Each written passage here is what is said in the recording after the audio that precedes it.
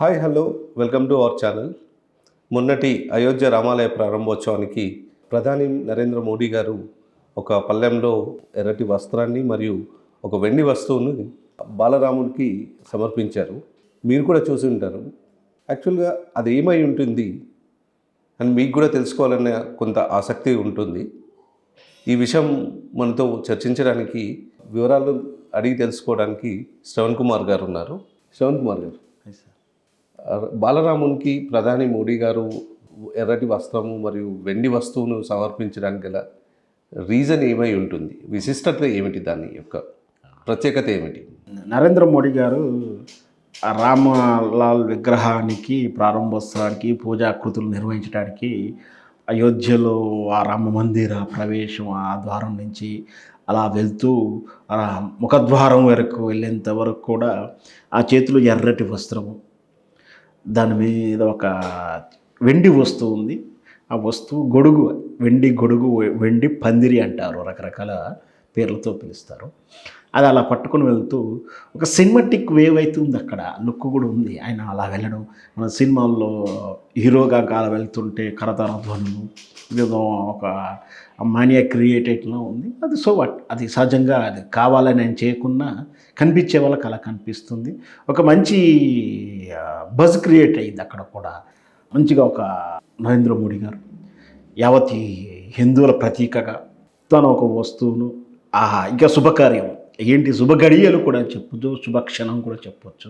500 సంవత్సరాల నుంచి కలలు గంతున్నటువంటి ప్రతి హిందువుకు ఆ శుభతరుణంలో ప్రారంభం కావడానికి అతిరథ రథసారథిగా తానే అన్నయ్యి ముందుకు వెళ్తూ ఉంటే ఆ జరగబోయే మహత్తర కార్యక్రమం క్షణం రెప్పపాటు దూరంలో ఉంది అన్న ఉత్కంఠం ఒకవైపు, తాను తీసుకెళ్తున్నట్టు వస్త్రము అలా తీసుకెళ్తున్నప్పుడు ఆ హాల్ అంటే హాలేక అక్కడ చూస్తున్న టీవీలో చూస్తున్న వారికి కానీ, అక్కడ స్వయంగా మందిరం దగ్గర విశిష్ట అతిథులుగా కూర్చున్న వాళ్ళని కూడా ఒక ప్రత్యేక ఆకర్షణ కనిపించింది.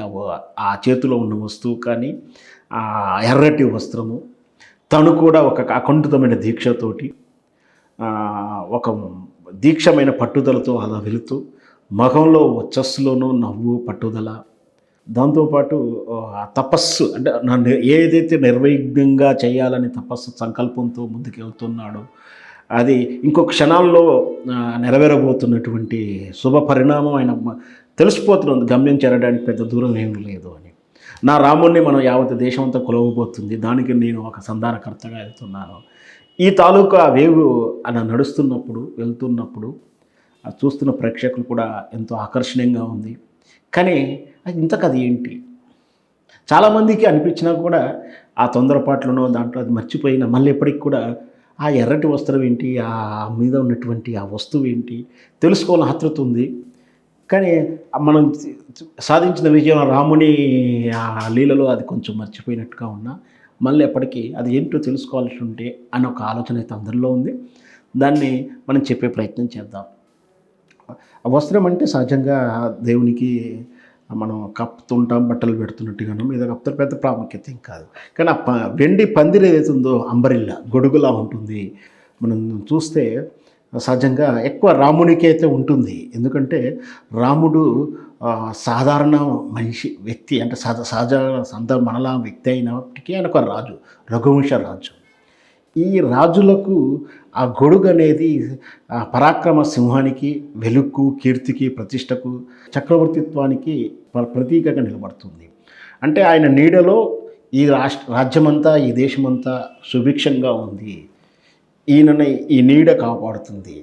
ఈ రాజు నీడ మనల్ని ఎలా కాపాడుతుందో రాజును ఈ కీర్తి ప్రతిష్టలు కాపాడుతాయంటే ఒక అంబరిల్లా చిహ్నంగా వాడడం అనేది సాంప్రదాయంగా వస్తుంది.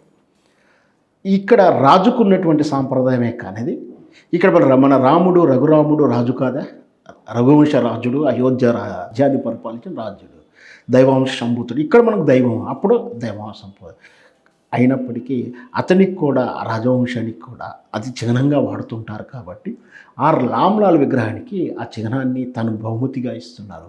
సహజంగా ఈ సాంప్రదాయం మన దక్షిణాదిలో కనిపించదు. కానీ మనకు దక్షిణాదిలో ఎక్కువ ఏంటంటే కిరీటం దేవునికి ఏదైనా బహుమతికి ఇవ్వాల్సినప్పుడు కిరీటాలు చేయిస్తుంటాం. మన సహజంగా దక్షిణ భారతదేశంలో ఎక్కడైనా ఏ దేవునికైనా సరే ఓ కిరీటము, కంఠాహారాలు, రకరకాల ఆభరణ ఈ విధంగా మొక్కుగా చెల్లించుకుంటాం. వీలైతే కొందరు షడ్గోపురం చేయిస్తారు, కొందరు అభిషేక విగ్రహాలను చిన్న చిన్నవి చేయిస్తుంటారు. ఏ విధంగా ఇక్కడ సాంప్రదాయంలో కిరీటం ఎలా దేవునికి అలంకారంగా మనం చూపిస్తూ ఉంటామో, అక్కడ నార్త్లో కొంచెం ఏంటంటే రాజులకు కానీ ఈ రఘురాములకి ఇట్లాంటి పందిరి అంటాం, వ్యవహారిక భాషలో మన గొడుగు అంటాం. ఆ వెండి గొడుగుని దేవునికి అలంకారంలో ఆ పైన ఆ దేవ విగ్రహం మీద పెడుతుంటారు. సింహం ఆర్చి ఉంటుంది కదా, దాని మించి పెట్టడం ఉంటుంది. మనం సహజంగా చాలా పటాల్లో ఫ్రేమ్స్లో చూస్తే రఘురాముడికి పైన ఈ అంబ్రెల్లా ఉంటుంది. సో దాన్ని తాను తన ఇష్టదైవమైనటువంటి రామునికి అది కానుకగా, తన వ్యక్తిగత కానుకగా ప్రధానమంత్రి ఇచ్చినాడని తెలుస్తుంది. అది ఒక మంచి పవిత్రమైన వస్త్రంలో పెట్టుకొని తీసుకెళ్ళాడు. బాలరామునికి, రామ్లాలకు తన కానుకగా రామునికి మొక్కుగా సమర్పించుకోవడానికి చెప్పవచ్చు. అదంతే. ధన్యవాదాలు శ్రవణ్ కుమార్ గారు. థ్యాంక్ యూ అండి.